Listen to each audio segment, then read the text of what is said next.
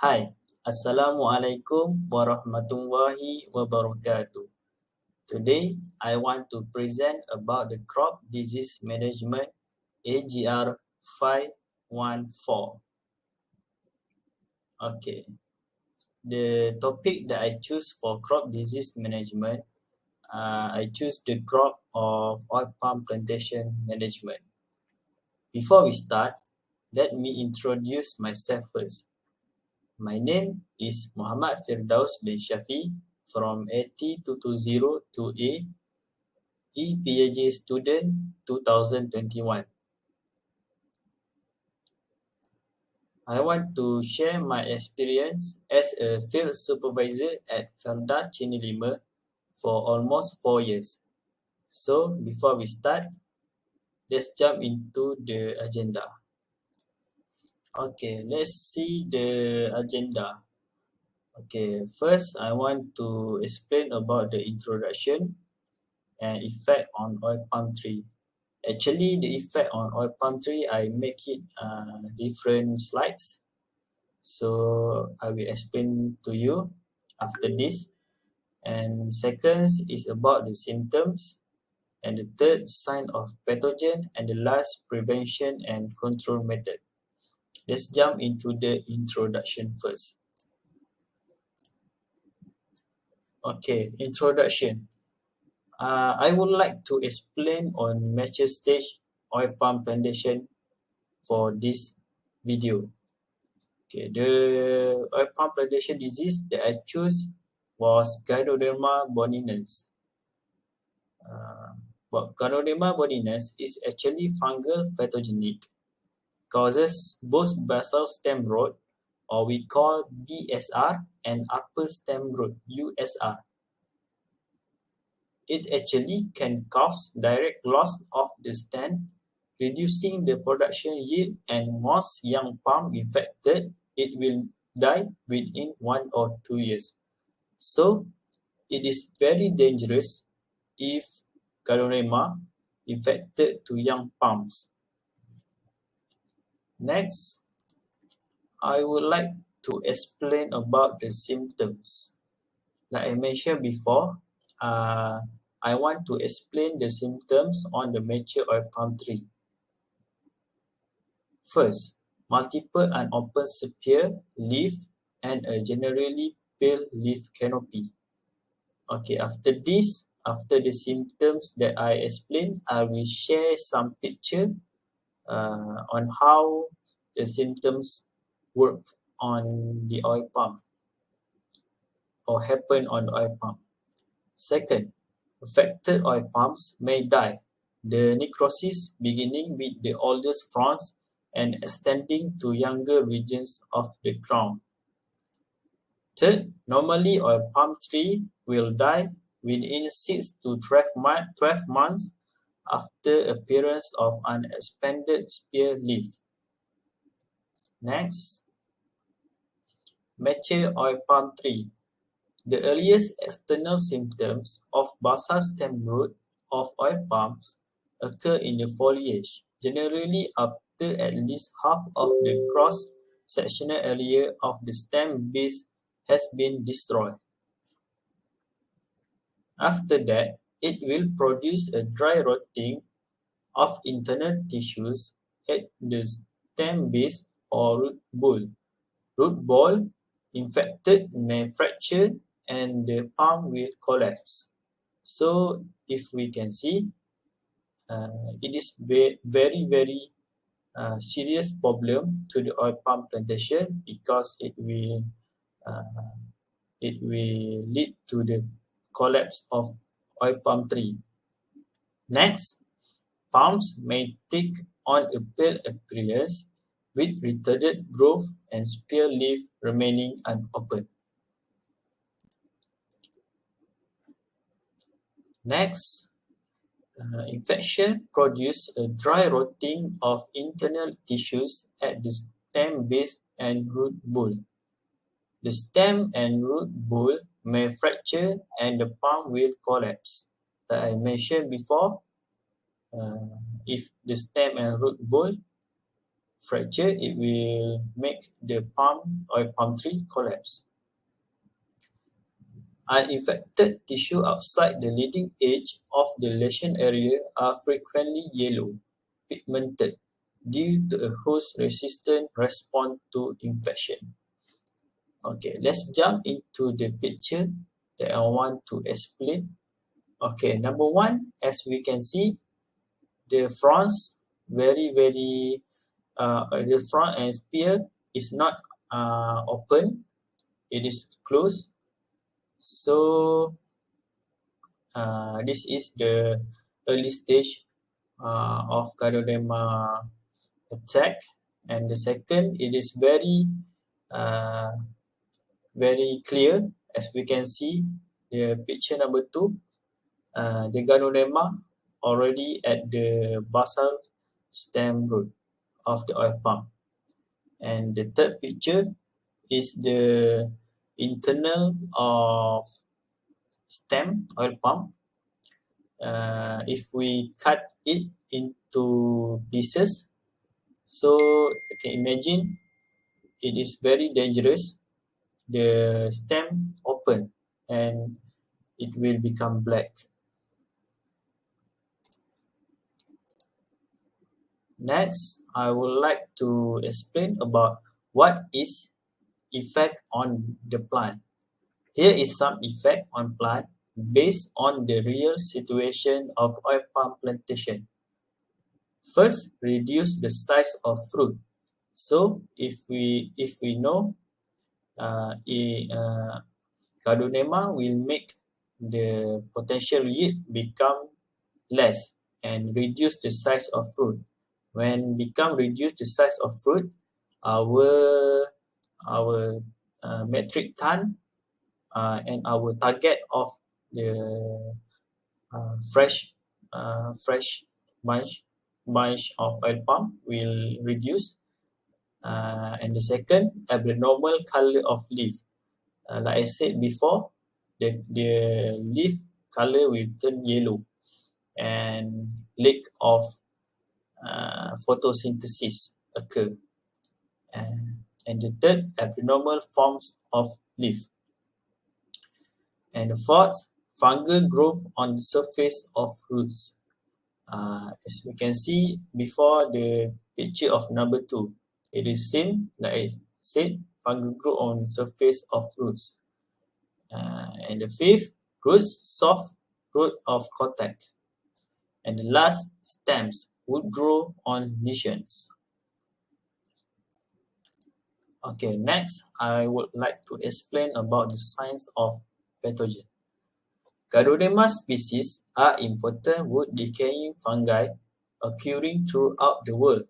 Most species of Ganoderma are pathogenic, causing root and stem rot on a variety of monocots, dicots, and gymnosperms, which results in the death of affected trees.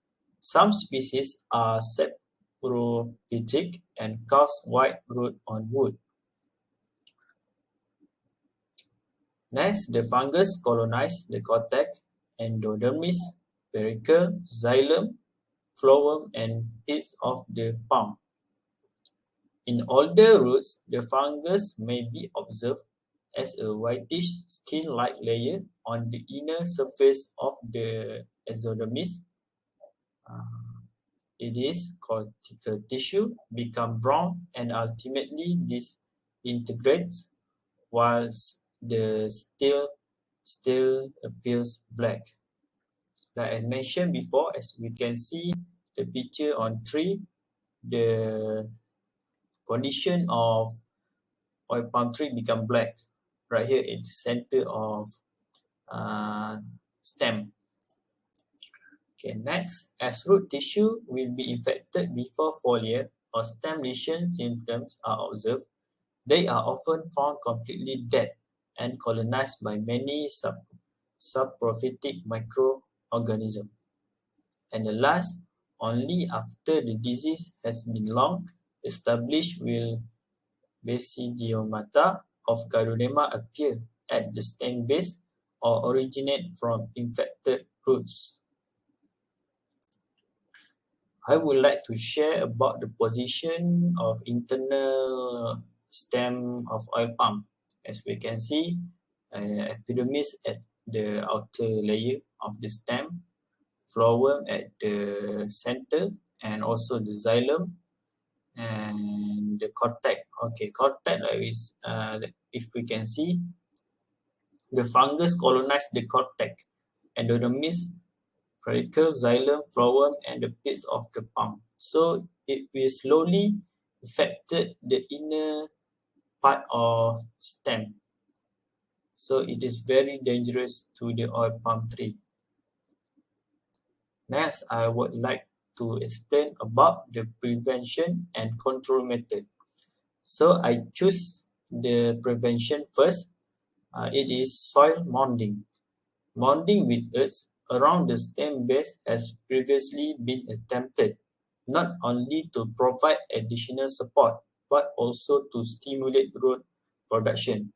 So this is the easiest way or the cheapest way to prevent from Gardnerella become spread out to the other oil palm tree. The cost effectiveness of such treatments should be considered since it may take 2 or more years to recover treatment costs. So, before we want to use this method, we should consider it because every 2 years we should uh, recover it from other modding soil or take another soil to cover it. And third, tested the benefit of soil mounding in conjunction with surgery and fumigation with desomant in mitigating the effect of infection, and these treatments would be more labor intensive and involve the purchase of chemical. Like I said before, uh, actually it is not very cheapest way, but at my place, I already choose this type of prevention because it is easy to counter the Gardnerella from spread. I believe many of plantation estate always or already use this prevention method.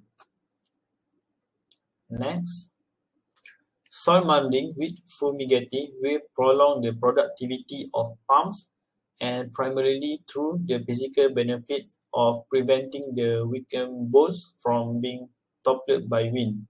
So, as we know, if if the wind attack at our infected Gardnerella tree, it will make the tree become collapse. So this method will cover the oil palm tree from collapse because when Gardnerella attack the tree will become not very strong enough, or the roots cannot hold the soil very enough. Okay, next, I want to explain about the control method. Actually, there are two control method. First, chemical control, and the biological control. Okay, chemical control, injection of fungicides such as hexaconazole, and this method rarely practiced because this method has not shown to provide effective control. So, actually, chemical control can use, but it will be costly and not effective control.